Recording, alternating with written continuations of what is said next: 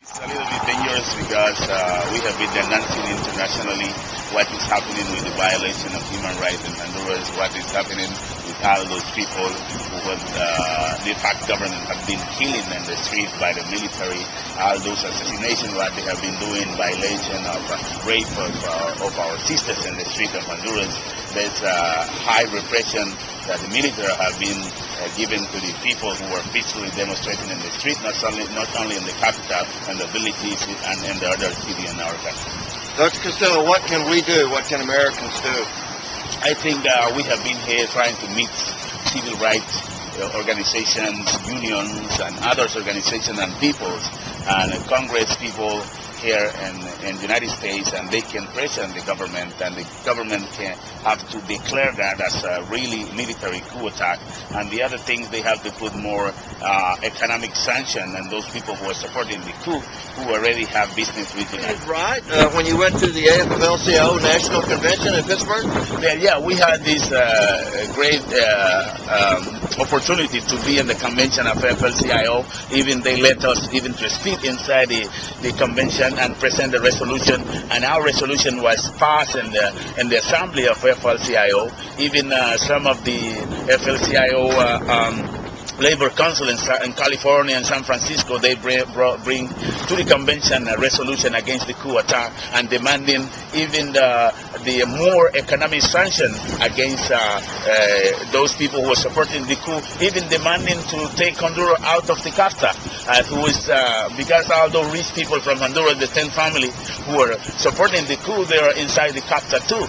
And it was great, and we are trying to work together with FLCIOs. Now we are trying to send a letter to President Obama and try through the representative of FLCIO in different parts of the states that they can talk with the representative in Washington, D.C., that they can put more pressure in this action. Have you been well treated by the press? Did the Dallas Morning News come to your event last night? No, we didn't have no representative from the press. That's coming in different parts, and look like these issues of Honduras is not really the priority news now, what is happening. Even though when they talk about Honduras now, they're talking about soccer football, and we think that more people have been killing in the street, and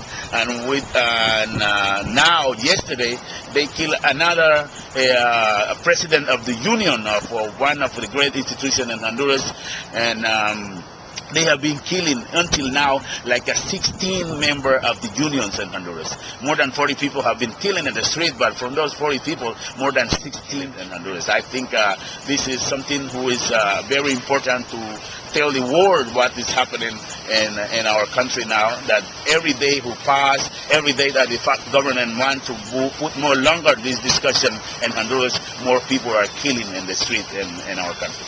So we've got to get that in the Dallas Morning News some way, don't we? Then we have to do that. I think they have to recognize if they are on the side of democracy. We have some people here who are supporting the coup in Honduras. Most of them are Republican Congress who have been traveling to support the fact government in Honduras. Then they have been doing a job of lobby in Washington, D.C., hiring high lobbyists like Lanny Davis and others who were lobbying to support the coup and support the illegal election going to be in Honduras in November.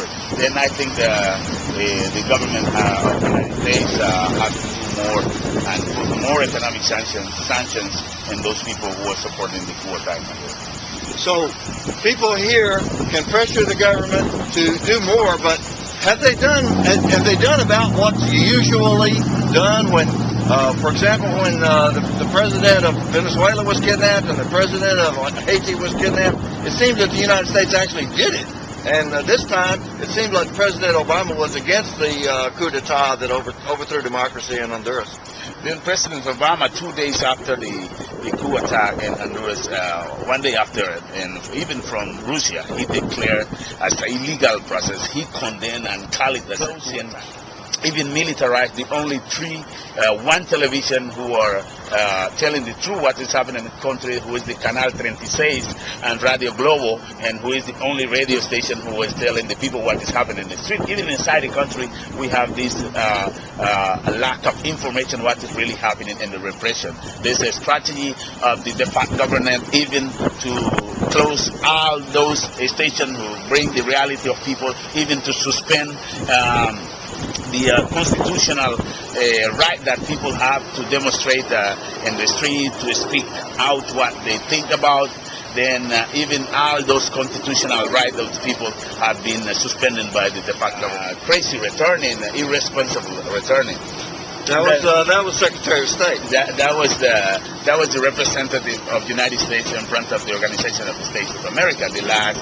And one day before, the Secretary of State was welcoming President Zelaya to come to Honduras, and he was in the embassy of Brazil, and he was calling about a peaceful process. And we see a little bit of contradiction between all those issues, and we don't consider that the return of President Zelaya as an irresponsible action. We consider that the President Zelaya has a responsibility with all those Honduran peoples who elect him as a president of our country. Then he has a responsibility to return to Honduras, to return to accompanying the struggle of those people who had been more than 90 days in the streets. Then who had been repressed by the police. Then he, as a leader, had the responsibility to return to Honduras and accompany those people in the street who had been fighting for the returning of democracy in Honduras. So you're for President Zelaya, you're for the return of democracy in Honduras, and are you touring the United States? What are you doing in Dallas? Then we are here in Dallas meeting with some organization, Honduran organization and Latin American organization based in Dallas, trying to meet some human rights organization here. We was before in Pittsburgh, Pennsylvania, and the FLCIO annual convention introducing a resolution there.